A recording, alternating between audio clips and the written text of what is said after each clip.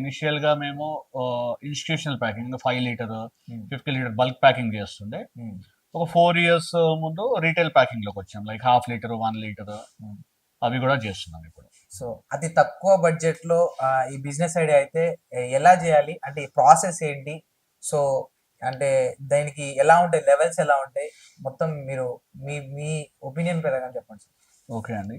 First thing అందరు business చేద్దామనే interest ఉంటుంది, ఉమ్, కానీ ఏ బిజినెస్ చేద్దామని చాలా మందికి తెలియదు అండి. ఉమ్, నేను మ్యానుఫ్యాక్చరింగ్ బిజినెస్ ఎందుకు సజెస్ట్ చేస్తాను, అది కూడా క్లీనింగ్ ప్రొడక్ట్స్ లో, ఎందుకు అంటే ప్రతిరోజు ఇది ప్రతి దగ్గర అవసరం, రైట్? ఉమ్, ఇంకోటి చాలా పెద్ద మార్కెట్ అండి.